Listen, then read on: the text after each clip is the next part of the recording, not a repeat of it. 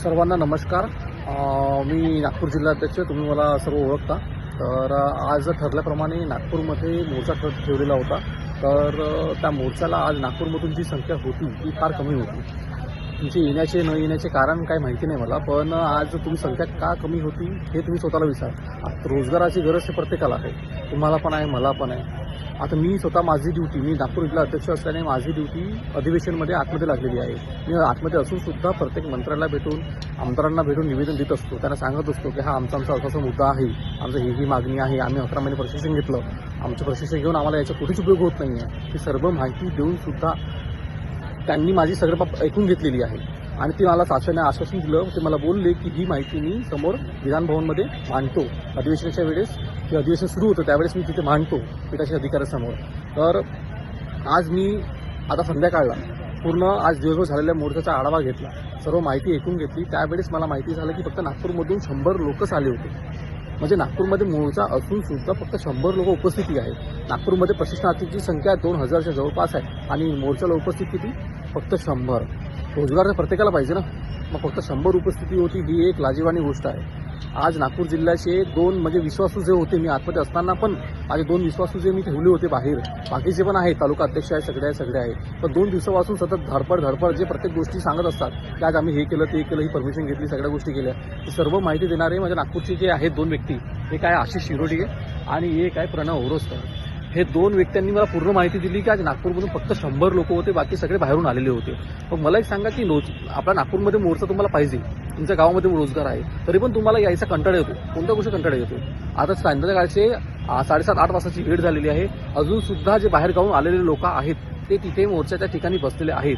पण नागपूरला असलेले स्थायिक लोक ते आपल्या बॅगा घेऊन आपापली बस पकडून घरी गेलेले आहेत. हे काय आहे काय नेमकं? म्हणजे फक्त जे बसलेले आहेत त्यांनाच फक्त रोजगाराची गरज आहे का? जे छोटे बाळ घेऊन आलेले आहेत त्यांनाच फक्त रोजगाराची गरज आहे का? आपण कशासाठी आहोत तिथे? म्हणजे आपल्याला रोजगाराची गरज नाही. हे 2 दिवसापासून हे आता दोघं सांगतायत 2 दिवसापासून हे घरी गेलेले नाही. सारखं हे परमिशन करता, या करता, त्या करता. कारण त्यांना माहिती आहे हे अधिवेशन आहे तोपर्यंतच आपला मुद्दा गाजेल. अधिवेशन संपलं की नंतर तुम्हाला मे महिन्याच्या अधिवेशनची वाट पाहायची गरजच नाही. मुद्दाच संपला, ती फाईलच बंद होईल, परमनंट फाईल बंद होऊन जाईल. तुमचा यानंतर कोणीच मुद्दा घेणार नाही. आणि यानंतर ठरवलं आहे की आताच या अधिवेशनात झालं नाही, यानंतर कोणतंही आंदोलन करायचं नाही. कारण तुम्ही यायला तयार नाही ना, तुमची मनस्थितीच नाही दिसत आहे.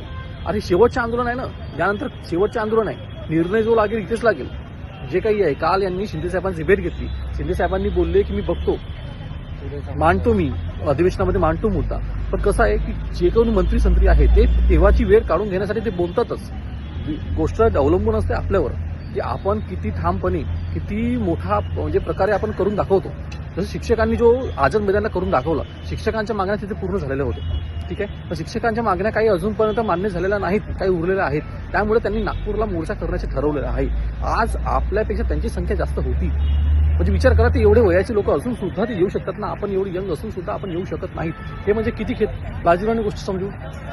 तुम्हाला म्हणजे यायला काय त्रास आहे? नागपूर म्हणजे एक मध्यस्थान, ठीक आहे. आजूबाजून यायला काही वेळ लागत नाही. कोणी तालुक्यामध्ये असतात, कोणी शहरातले असतात, तरी पण तुम्हाला म्हणजे स्वतःला एक वेळ काढून येण्यास तुम्हाला एवढं अडचण येत आहे. मग काय समजायचं सांगा.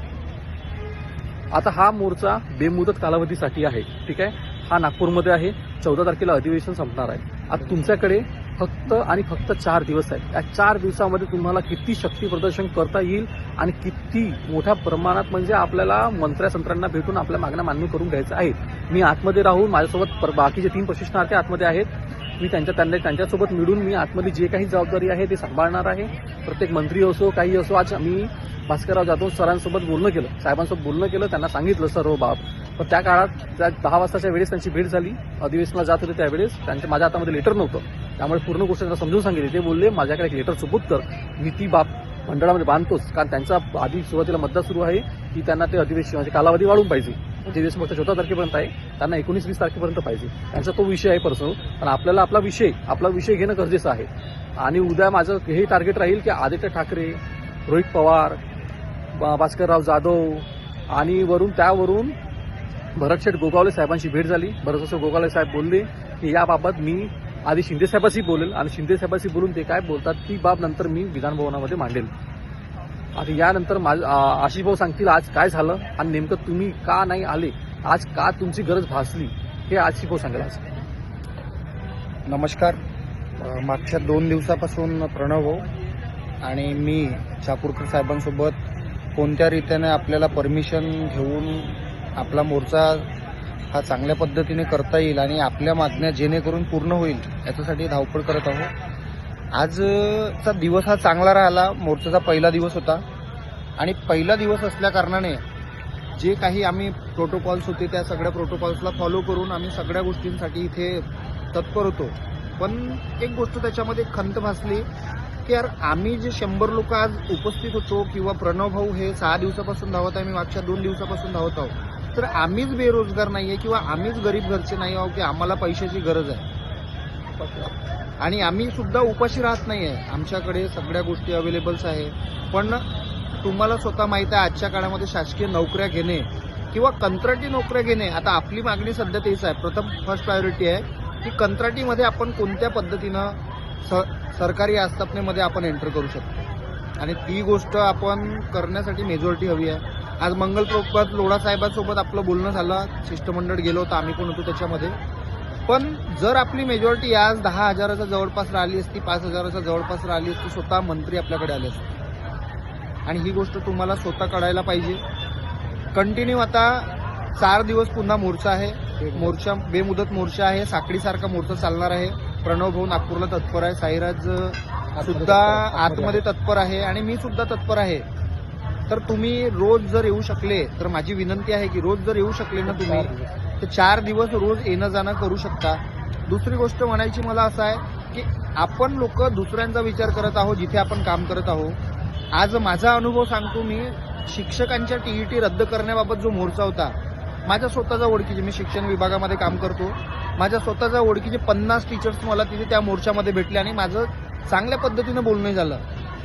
तर आपल्याला स्वतःच्या हक्कासाठी लढणं इतकं अवघड का जात आहे मला हे कळत नाही आहे. आणि तुम्हाला जर वाटत असेल की नाही आपल्याला काही करायचंच नाही आहे तर तुम्ही क्लिअर शब्दामध्ये या व्हिडिओचा टाकल्यानंतर तुम्ही डायरेक्ट सांगू शकता की सर आम्हाला काही गरज नाही आहे, आम्हीही तुमच्यासाठी धावणे बंद करतो. आमच्या स्वतःतल्या खिशातले पैसे खर्च होते, पैशाचा तो विषय नाही आहे. पण एक माणुसकी किंवा एक जो प्लॅटफॉर्म अवेलेबल आहे आपल्याकडे, कोणत्या ना कोणत्या मार्गाने आपल्याला शासकीय आस्थापनेमध्ये एंटर करता येईल किंवा कंत्राटी पद्धतीने राहता येईल, याच्यासाठी हा जोम आहे. तुम्हाला विनंती करतो मी, साईराज सुद्धा सोबत आहे, प्रणव भाऊ सोबत आहे, तुम्ही सगळे रोज इथे या आणि आपली उपस्थिती नोंदवा. रोज आपण मोर्चा नेणार आहोत. मोर्चाचे रूटही आम्ही प्रत्येक तालुक्याच्या ग्रुपवर फॉरवर्ड केलेले आहे. तर तुम्ही त्या पद्धतीने फॉलो करा. शक्यतो आज तुम्ही विचारू शकता, मी नरखेड तालुक्यातून बिलॉंग करतो. मी स्वतः कॉल करून माझ्या प्रशिक्षणार्थ्यांना सांगितले की तुमचे लहान मुलं आहे किंवा घरी जायला वेळ होते. मी 4 वाजता आणि 3:30 वाजता त्यांच्या जवळ जाऊन बसलो स्वतः आणि मी त्यांना सांगितलं की तुम्ही घरी निघू शकता. पण त्यांना रिक्वेस्ट केली की तुम्ही उद्या सुद्धा या. तर जे लोक आलेले नव्हते त्यांनी थोडंसं सिरियसली घ्या, कारण असा चान्स पुन्हा येणार नाही. पुन्हा एक गोष्ट सांगायची आहे, आमच्या तिघांच्या मिळून आम्ही आज डिस्कशन केलं नागपूर जिल्ह्याबद्दल की हा आपला शेवटचा मोर्चा आहे. याच्यानंतर कधीही आम्ही ग्रुपवर कोणाला मेसेज करणार नाही की आपल्याला या मोर्चामध्ये जायचं आहे किंवा त्या मोर्चामध्ये जायचं आहे. भविष्य पाहून घ्यायचं. हां, मग हा मोर्चा संपल्यानंतर तुम्ही तुमचा प्लॅटफॉर्म जो काही आहे, ज्या कोणत्या आस्थापनेमध्ये तुम्हाला ठेवणार आहे नाही ठेवणार आहे त्या गोष्टी तुम्ही करू शकता. पण शेवटच्या वेळेस हा लास्ट मोर्चा आहे. 4 दिवस पुढचे आहे. मी सुद्धा अपडाऊन करणार आहे उद्यापासून. तुम्ही रोज या आणि आपली उपस्थिती दर्शवा, जेणेकरून पुढच्या आयुष्यामध्ये कधी अशी तुम्हाला खंत भासायला नको की आपण आपल्याकडे प्लॅटफॉर्म होता पण आपण गेलो नाही. कारण एक म्हण आहे, ज्यांच्याकडे दात आहे त्यांच्याकडे चणे नाही आणि ज्यांच्याकडे चणे आहे त्यांच्याकडे दात नाही. समजले? तर आपल्याकडे प्लॅटफॉर्म अवेलेबल आहे. मी विनंती करतो तुम्हाला, तुम्ही सगळ्यांनी यावं. प्रणव भाऊ तुम्हाला थोडीशी माहिती देते. प्रणव भाऊ बोलते. आज जे मोर्चा झाला आहे त्याच्यामध्ये कसं आहे की उपस्थिती जी आहे ते खूप कमी होते. नागपूरचे जे होते मुलं ते नाहीच्या बरोबर आहे. नुसते 100 मुलं म्हणजे काहीच नाही झालं, काहीच नाही. याच्या बाबतीमध्ये कसं आहे की आपल्याला मेजॉरिटीमध्ये दाखवावी लागेल आणि मेन म्हणजे कसं आहे, आपण जितके जास्ती दाखवू तितके आपल्याला मोठा प्रभाव बसेल. साहेब बोलले ना आपल्याला ज्या वेळेला सकाळी मोर्चा सुरू झाला तर त्यावेळेला चाकूरकर साहेबांनी आम्हाला स्पष्ट बोलले की नागपुरात की तुम्ही दोघंच राहता का म्हणे, प्रणव आणि आमचा जो मित्र आहे आशिष. तर आम्हाला त्याच्याकडे म्हणजे शब्द नव्हते की आम्ही काय बोलू आहोत. म्हणजे ही परिस्थिती होऊन गेलेली आहे. मग आले 20-25 जण आले, पण म्हणजे ते नाहीच्याच बरोबरीत आले. एवढं मोठं नागपूर शहर असून 20-25 जण म्हणजे काहीच नाही झालं. हे असं न चालता आपल्याला कसं आहे, मेजॉरिटीमध्ये शो करावी लागेल आणि हे शो सगळ्यांनी मिळून करावं लागेल. सगळ्यांची जबाबदारी आहे, ना की माझी आहे किंवा आशिषची आहे. आपण सगळ्यांनी उपस्थित राहा, मेजॉरिटी शो करा, साथ द्या. कारण की आम्हालाही असं वाटते की बा आम्ही कोणासाठी करतो आहे, आम्ही आमच्यासाठी करायसाठी आम्ही तत्पर आहोत. पण आपल्याला सगळ्यांना मिळून जावं लागेल, तेव्हाच ते काही निघेल याच्यामध्ये. मंत्र्यांची भेट होता, सगळ्या काही गोष्टी आहे, पण जशी आपली मेजॉरिटी हवी आहे तसं नाही होत. आज जे काही मोर्चे होते आपल्या व्यतिरिक्त, आम्ही त्यांची मेजॉरिटी पाहिली तर त्यांच्या याच्यामध्ये पाय ठेवायला जागा नाही राहत आणि आपल्या याच्यामध्ये असं आहे की माणूस शोधावा लागतो. हे असं नाही चालण्यापेक्षा आपल्याला चांगल्याने घ्यावी लागेल आणि खूप मेहनत करावी लागेल याच्याबद्दल. मी फक्त इतकंच म्हणेल की तुम्ही आपले स्वतःही या, आपल्या मित्रमैत्रिणींनाही सांगा, सगळ्यांना घेऊन या आणि उपस्थिती नोंदवा आपली वाली. आता आशिष आणि प्रणवने जे सांगितलं त्यांनी पूर्ण तुम्हाला माहिती सांगितली. आज म्हणजे सत्यस्थिती काय होती त्यांना माहिती आहे, कारण ते 2 दिवसापासून सतत धावपळ करत आहे. तर तुम्हाला एक सांगू इच्छितो, तुम्हाला एवढं सोपं वाटत असेल की ही नोकरी तुमच्याकडं घरी म्हणजे बाय पार्सल येईल चालत, हे शक्य नाही आहे. कसं आहे ना, MPSC UPSC करणारे जसे अभ्यास करून धावपळ करून जसं ते नोकरी मिळवतात, त्याच प्रकारे तुम्ही जर तेवढा अभ्यास नाही होत आहे, आपण एक अभ्यासच झाला आपल्या प्रकारे. आपण धावपळ करतोय, इथे मोर्चाला येतो, हे करतो, ते करतोय, इथे जर कदाचित निर्णय लागतोय ना, तर हा माझा फक्त एकट्यासाठी लागणार नाही आहे ना, काही प्रणव आणि आशिषसाठी लागणार आहे, हा सगळ्या अख्खा महाराष्ट्रासाठी लागणार आहे. पण हा पोस्टाने किंवा घरी चालत येणार नाही आहे. यासाठी आपल्याला जेवढं खूप काही मेहनत करावं लागेल, कारण मेहनत केल्याशिवाय कोणत्याच गोष्टीचे फळ मिळणार नाही आहे. ते घरी बसून युट्यूबला लाईव्ह बघून चालणार नाही आहे. कारण आम्ही करू शकत होतो, ते घरी बसून युट्यूबला लाईव्ह बसून आम्ही ते करू शकत होतो, आमच्याकडे होतं. पण आम्हाला काय, आम्हाला नोकरीची गरज आहे. कारण वाढतं वय, घरची जबाबदारी, सगळ्या गोष्टी पाठीमागे आहेत आणि या महागाईच्या काळामध्ये नोकरीशिवाय पर्याय नसतो. आणि शासनाने जी योजना काढून जे आपल्याला एक शासकीय आस्थापनेमध्ये जे नोकरीची संधी दिली होती, ती आपण आता गमवायला नको. यासाठी जे 4 दिवस आहेत हे मौल्यवान दिवस आहेत. त्या 4 दिवसामध्ये आपल्याला चित्र पलटवायचं असेल तर आपल्या सर्वांना उलटून यावं लागेल. सगळ्यांना एकजूट होऊन, सगळ्यांना जे नागपूरचे स्थायिक आहेत, नागपूर ठीक आहे, मला मी मान्य करतो की जे गावखेड्यावरून येतात, सपोज जसं तालुक्यावरून जे येतात, गावखेड तालुक्यावरून जे येतात, ज्यांना लहान बाळ आहे किंवा कोणी मॅरिड आहे किंवा कोणाला काही प्रश्न आहे, ठीक आहे, तालुक्याची संख्यामध्ये प्रशिक्षणार्थीची 100-150 जवळपास आहे. तिथून किमान 50-50, 60-70 लोक आहेत. 13 तालुके आहेत, ती संख्या आरामात ती 500-600च्या जवळपास होते. तर शहरामध्ये प्रशिक्षणार्थी संख्या 800 आहेत. शहरामध्ये आज फक्त 50 उपस्थित होते शहरामधून. त्यामध्ये मुख्य लोक तर गायबच होते, जे काम करतात मुख्य म्हणून समोर होऊन, जे बाकी दिवस गायब असून ज्यांच्याकडे पद आहे ते सुद्धा गायब होते. आज सगळी माहिती मला मिळाली, सगळे लोक गायब होते, आज कोणीच होते नाही. प्रत्येकांना फोन केले, कोणी फोन उचलला नाही, काही नाही. मला एक सांगा की म्हणजे फक्त काय व्हिडिओवर यायचं आणि व्हिडिओवर करायचं असं नसतं ना बाबा. कसं आहे की आपल्याला जर रोजगार पाहिजे आहे तर समोर निघावं लागेल, समोर करावं लागेल. कसं आहे, समोर करू तेव्हाच आपल्याला ती त्याची भाकर खायला मिळेल. आणि बघा, इथे जर कोणती गोष्ट होईल ना, ही प्रशिक्षण म्हणून पुरा एक्सटेन्शन नाही मिळेल. जेवढी माहिती मी आतमध्ये आहे, जेवढी माहिती मला माहिती आहे, ही एक्सटेन्शन म्हणून आता पुढे मिळणार नाही. प्रशिक्षण पूर्ण झालंय. मी जे कोणतं लेटर देतो मी त्यांना हेच सांगतो की प्रशिक्षण पूर्ण झालंय, आता आम्हाला पाहिजे रोजगार. आणि हा रोजगार आम्हाला कायम पाहिजे.